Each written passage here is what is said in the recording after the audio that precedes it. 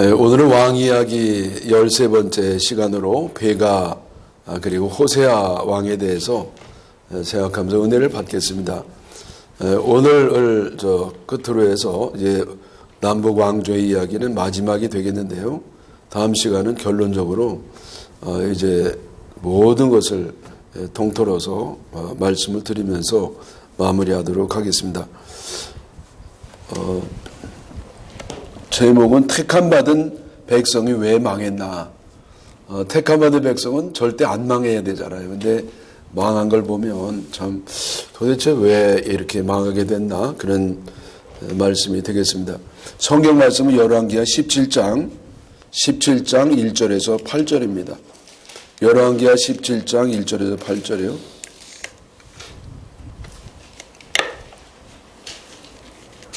유다 왕 아하스 제12년에 엘라의 아들 호세아가 사마리아에서 이스라엘 왕이 되어 9년간 다스리며 여호와께서 보시기에 악을 행하였으나 다만 그전 이스라엘 여러 왕들과 같이 하지는 아니하였더라. 아수르의 왕 살마네셀이 올라오니 호세아가 그에게 종이 되어 조공을 드리더니 그가 애굽의 왕 소에게 사자들을 보내고 해마다 하던 대로 아수르 왕에게 조공을 드리지 아니하며 아수르 왕이 호세아가 배반함을 보고 그를 옥에 감금하여 두고 아수르 왕이 올라와 그 온 땅에 두루 다니고 사마리아로 올라와 그곳을 3년간 애워쌌더라. 호세아 9년에 아수르 왕이 사마리아를 점령하고 이스라엘 사람을 사로잡아 아수르로 끌어다가 고산 강가에 있는 할라와 하볼과 메대 사람의 여러 고을에 두었더라. 이 일은 이스라엘 자손이 자기를 애굽 땅에서 인도하여 내사 애굽 왕 바로의 손에서 벗어나게 하신 그 하나님 여호와께 죄를 범하고 또 다른 신들을 경외하며 여호와께서 이스라엘 자손 앞에서 쫓아내신 이방 사람의 규례와 이스라엘 여러 나라 왕이 세운 율례를 행하였음이라. 이스라엘이 자손이 점차로 불의를 행하여 그 하나님 여호와를 배역하여 모든 성읍의 망대로부터 견고한 성이 이르도록 산당을 세우고. 아멘입니다. 북이스라엘의 18번째 왕은 베가 왕이었습니다. 베가도 이제 군대장관 출신으로서 구테타를 일으켜서 부가히야 왕을 죽이고 왕이 되었습니다. 베가는 그 역모를 일으킨 그 동기가 좀 비교적 뚜렷합니다. 민족 의식이 있었던 것이죠. 자주 독립 정신이 있었습니다. 그래서 이 부가 왕은요, 북이스라엘의 그 지배에서 벗어나서 아시리아 지배에서 벗어나서 민족의 독립을 이루어야 한다는 아주 투철한 그런 의식이 있었습니다. 한편 이 부가야 왕은 반대되는 입장의 왕이었죠. 10년 동안 이제 비교적 이제 북왕조 역사 속에서는 아주 길게 그렇게 통치를 했는데요. 조공을 바치면서 강대국에게 빌붙어 가지고 왕권을 유지하고 있었습니다. 그래서 이 부가야 왕에 대해서는 백성들이 좀 미워했습니다. 그리고 반감을 사고 있었습니다.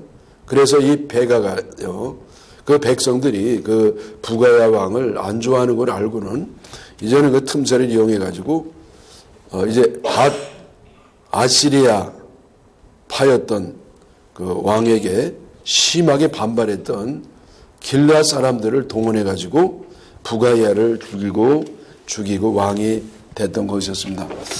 베가에 대한 그 성경의 평가는요, 여호와 보시기에 악을 행하여 이스라엘로 범죄케 한 느바세 아들 여로보암의 죄에서 떠나지 아니하였다고 성경의 평가를 받았습니다.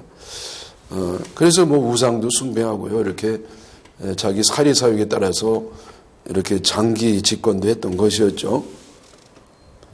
근데 이제 이 베가가 왕이 되면서요, 그 아시리아에 반감을 가졌던 주변 나라들과 함께 반아시리아 연맹을 만들려고 했습니다.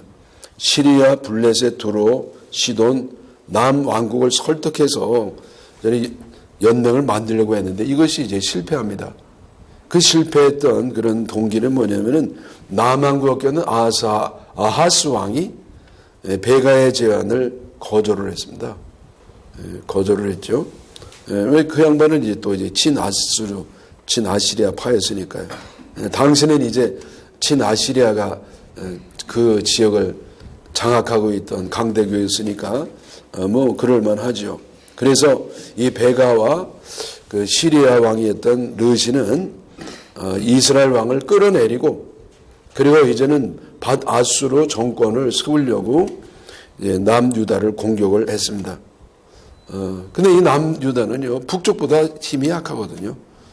국민의 수도 적고 군대 수도 적고 그래가지고 더군다나 이제 뭐 북쪽 이스라엘만 상대하기도 어려운데 이제는 뭐 시리아까지 합쳐졌으니까요. 어떻게 이기겠어요? 그래서 이제는 그 아시리아 왕에게 도움을 요청했어요.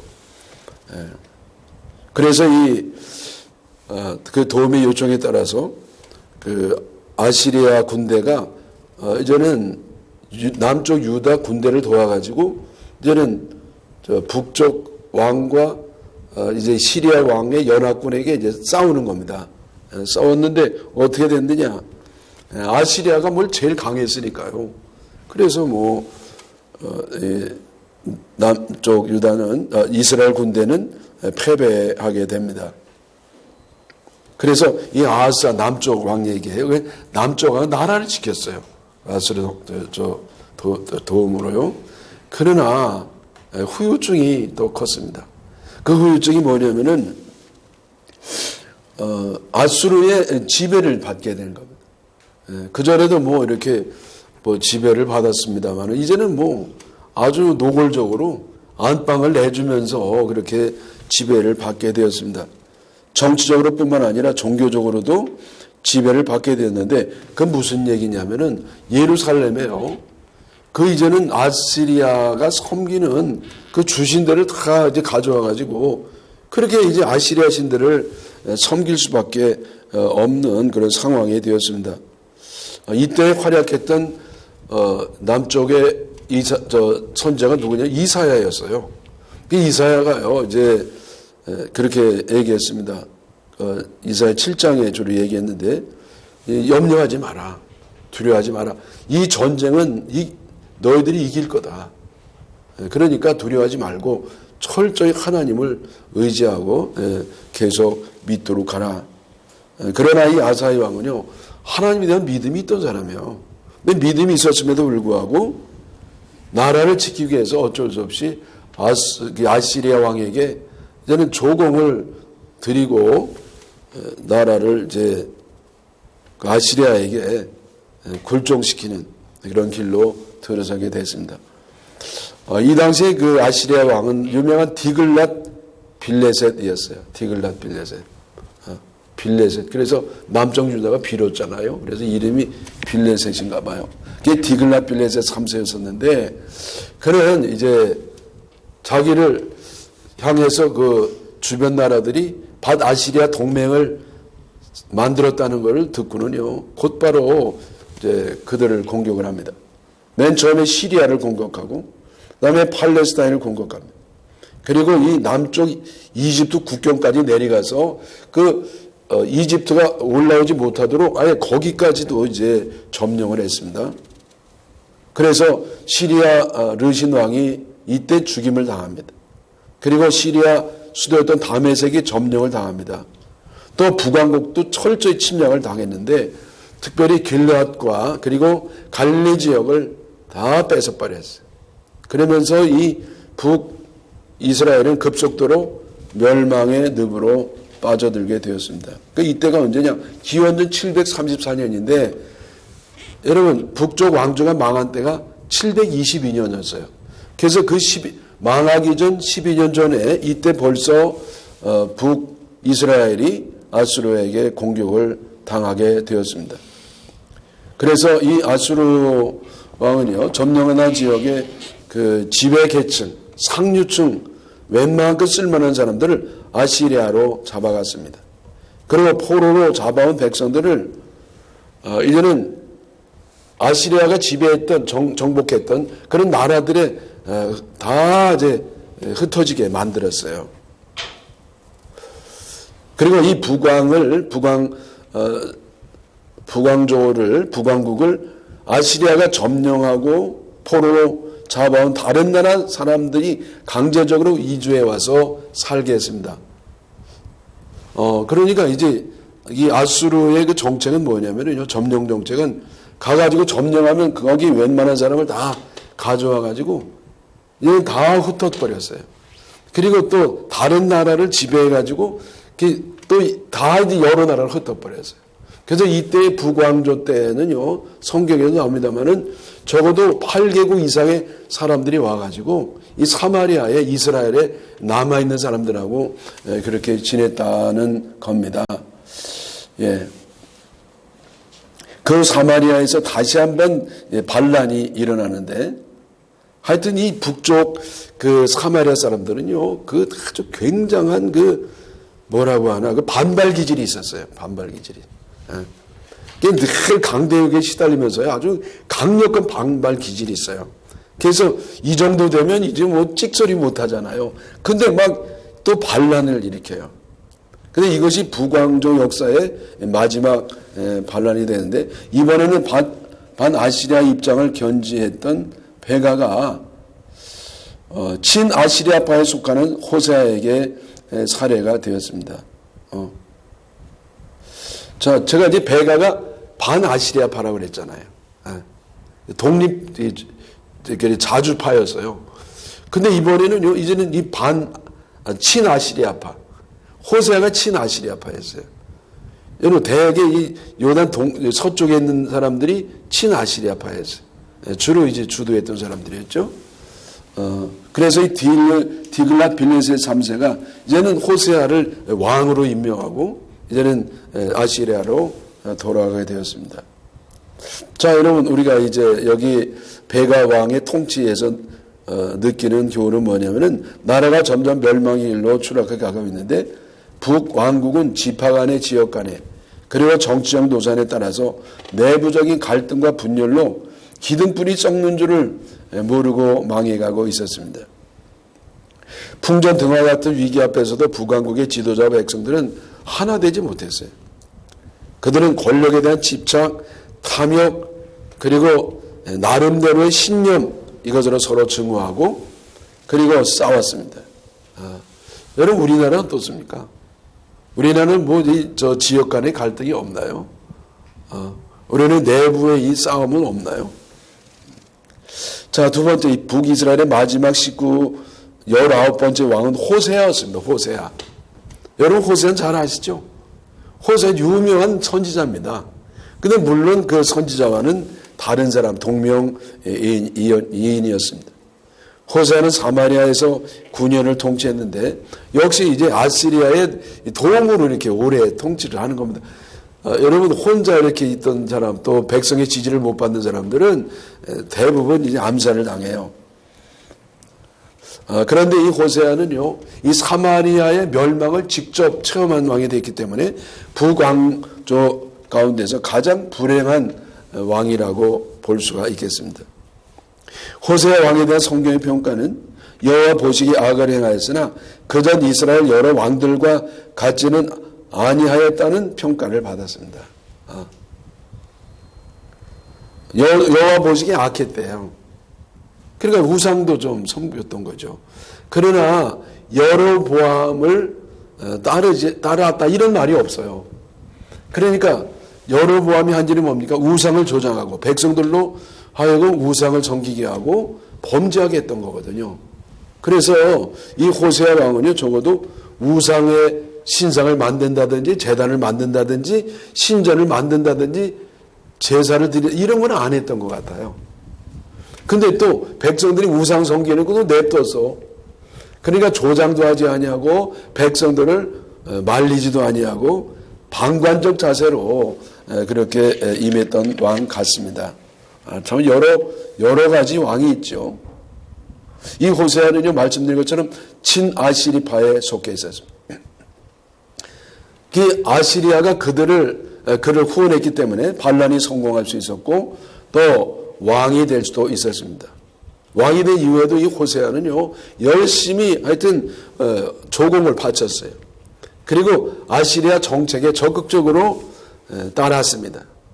근데 여러분, 이 그러나가 중요해요. 그러나 몇 년이 지난 다음에 또 변해요. 뭐가 변하느냐? 갑자기 태도를 바뀌는데, 이제는 반아시리아파로, 반아시리아파가 되는 거예요. 그냥 있는 게 나았을 뻔했는데, 왜? 이 강대국에, 여러분, 이 강대국에게 이 자존심만 부린다고 뭐가 되냐고. 그래서 이 호세아가요, 다시금 태도를 바꿔가지고 조공을 이제 바치지 않아요. 그리고 주변 국가들과 연합해가지고 아시리아에게 반기를 들게 됐습니다. 자, 그러면 왜 이렇게 이 호세아 입장이 변했습니까? 그거는 정권 교체에 좀 가끔 일어나는 일이에요. 정권 교체기에 속마음이 드러나는 겁니다. 사실 호세아도 이렇게 친 아시리아 정책을 펴긴 했지만은 속으로는요, 그게 싫었어요. 그게 뭐가 좋겠어요. 남에게 이렇게 강대국에 이렇게 시달리는 게 뭐가 좋았겠습니까? 그러나 이렇게 이 강요된 이렇게 순종은요, 오래가지 못했죠. 결국 이 호세아는요, 정권 교체기를 이용해서 아시리아의 지배에서 벗어나고 싶었지만은 결국은 그것 때문에 망하는 길로 더 빨리 가게 되었습니다.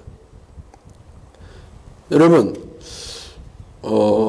그러니까 이 정권 교체기에 어떤 교체가 일어나느냐? 디글렛 빌렛의 3세가 죽었어요.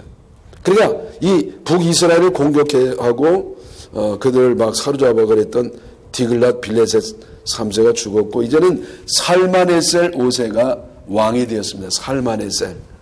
근데 여러분, 이 살마네셀은요, 살만 디룩디룩 있는 왕이 아니었어요. 살마네셀. 제가 이렇게 좀 싱거운 여러분 웃지도 않는 근데 이거 뭘 말하냐면 좀 기억하기 쉽도록, 근데 살만이 있는 왕이 아니란 말이에요. 살만. 그래서 즉각적으로 이제는 이 배신당한 소식을 듣고는 팔레스타인을 원정하는 길에 들어섰습니다. 그 즉각적으로 호세아를 체포해버렸어요. 그리고 북왕국에 더 무거운 조공을 바치게 했고요, 더 심한 아시리아의 지배를 받게 했습니다. 그런데 여러분이 이게 또 끝이 아니야. 또 이 반란을 일으켜요. 참. 이 호세아 왕이 1년 후에 다시 아시리아를 배반하고 조공을 중단을 했습니다. 그리고 이번에는 저 이집트 왕, 그 이름이 소예요, 소. 여러분, 소는요, 우리나라 음매하는 소가 아니야. 그 이집트 말이에요. 그 이집트 소에게 도움을 요청했는데, 이집트는 이때 옛날에 이집트가 아니었습니다. 그 당시에 애굽이라고 그랬죠. 국력이 쇠퇴할 뿐만 아니라 이집트는 이제 내부 분열이 있어가지고요. 언제든 내부 분열이야. 여러분, 강대국이 망하는 데는 대개 내부 분열이 있어요. 그래서 내부 분열로 대외적인 힘을 발휘한 여력이 없었습니다. 그래서 이 살마네셀 5세가요, 다시 호세아를 또 북이스라엘 공격을 하고요. 그리고 이 호세아를 또 잡아가지고 이제 옥에 가뒀습니다. 그는 왕궁의 성전들을 파괴하고 보물을 약탈해 갔습니다. 쓸만한 백성들을 포로로 또 잡아갔습니다. 이때가 기원전 724년이 되었습니다. 자, 여러분, 이 정도 되면은요, 이제는 어떻게 이렇게 반항을 하겠어요? 왕도 감옥에 갇혀 있는데.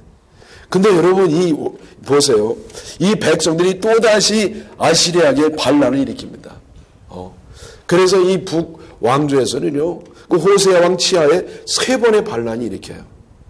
그 3번의 반란을 일으키는데, 3번째는 이 호세아가 이 감옥에 있는 상태에서 반란을 일으켰습니다.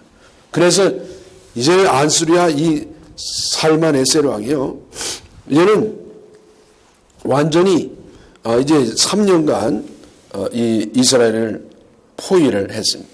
그리고 석을 함락을 시켰습니다. 그리고 결국 이스라엘은 기원전 722년에 완전히 멸망을 합니다.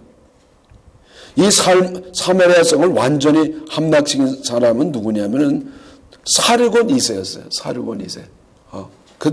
그 사이에 또 저 아수르 왕이 왕조가 바뀌었어요. 그게 사르곤 2세였는데, 그래서 이 사르곤 2세 때 북이스라엘은 209년이라는 역사, 그 209년 역사로 지적되다가 역사의 현장에서 사라지게 되었습니다. 사르곤 2세가 이스라엘 주민들을 잡아갈 때 북이스라엘 상류층 27,280명을 포로로 잡아갔습니다. 그리고 사마리아를 아수르 주로 편입을 시켜버렸어요. 아예 그냥 아수르 나라를 만들어버렸어요.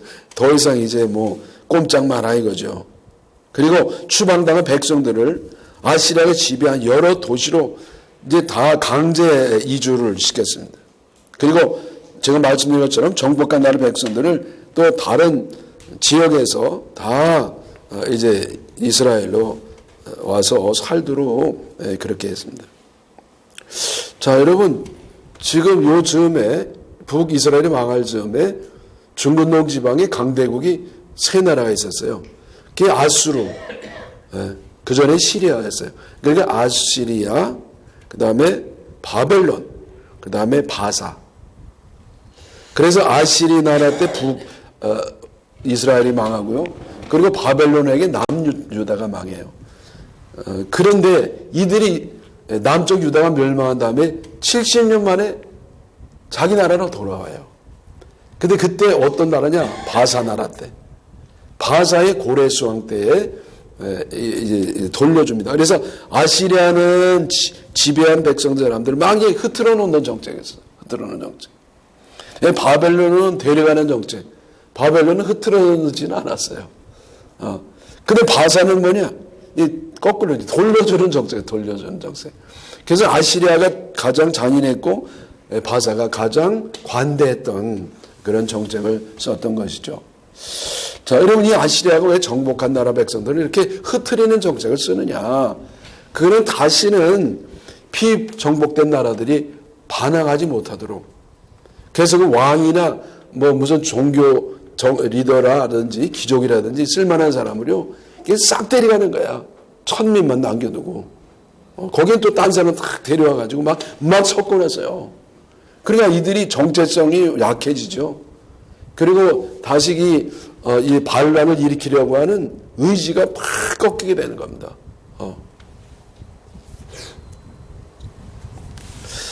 여러분, 그래서 이러한 정책은 대단한 성공을 거두었어요. 그래서 이렇게 다시 저항하지 못했거든요. 그러나 여기에 예기치 못한 문제점이 발생하게 되었습니다. 이게 뭐 아시리아 입장에서는 무슨 큰 문제는 아니, 그러나 영적인 면에서 볼 때는 심각한 문제가 생기는데, 그건 뭐냐면은 혼합 종교가 생기는 겁니다. 자, 이들을 막 섞어놓으니까요. 섞어놓으니까 이제는 생활 습관도 섞이죠. 그리고 종교 생활도 섞이는 겁니다. 단지 피만 섞이는 게 아니에요. 혼혈만 섞이는 게 아니라 생활 습관과 종교도 섞이게 되었습니다. 그러면서 여러분, 북이스라엘은요, 야훼 하나님을 섬기는 것과 이제는 여러 나라에서 가져왔던 그 여러 우상신이 혼합된 그런 혼합 종교가 생겨나게 됐습니다. 그래서 이 남쪽 사람들 순수 혈통과 신앙을 중요하게 생각하잖아요. 그래서 이들이 볼 때는요, 이 사마리아 사람들은 이건 같은 민족이 아니야. 같은 신앙인이 아니에요. 여호와 하나님을 섬겼지만은 이거는 인정할 수가 없다고 그렇게 생각하면서 북쪽에 있는 백성들을 그때부터 이렇게 무시하기 시작을 했습니다. 여러분, 오늘날 우리 기독교는 뭐 전혀 상관이 없잖아요. 근데 전혀 상관이 없냐는 말이에요. 오늘날도 이 겉으로는 여호와 하나님이라고 하면서 속으로는 이 혼합 정치, 종교, 그러니까 우상, 특별히 자기 우상, 세상 우상, 돈 우상, 그런 것들이 없는지 한번 우리가 심각하게 봐야 될 겁니다.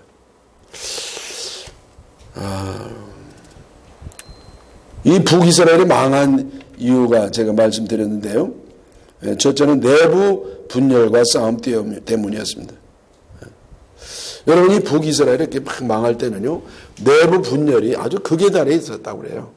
너무 이제 완전히 분열된 상태였는데, 특별히 친아수르파와 반아수르파. 그 친아수르파는요, 되게 반애굽파였어요. 근데 반아수르파는 주로 친애굽파였어요. 근데 여러분, 우리가 이 둘 중에 하나를 택하려면 뭘 택하는 게 낫겠습니까? 둘 다 택하는 거 우리 원치 않죠. 근데 왜 택하라 그러면 친아수르파가 나아요. 왜냐면 이 강대국이었으니까.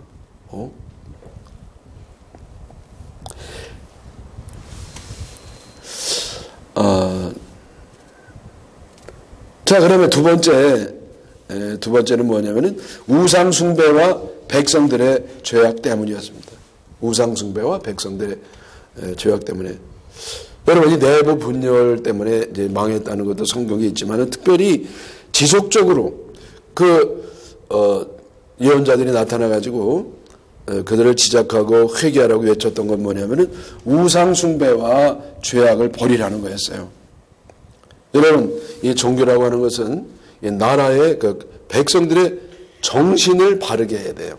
그리고 가치관을 바르게 해야 되고, 도덕의식을 아주 올바른 기반 위에 세워놔야 나라가 바로 설 수가 있습니다.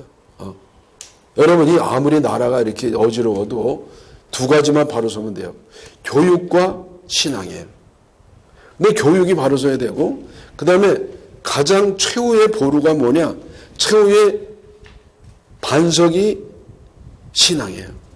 그 신앙이 영적으로 바로 돼야 도덕적으로 바로 되고, 도덕적으로 바로 서야 나라가 바로 서는 겁니다.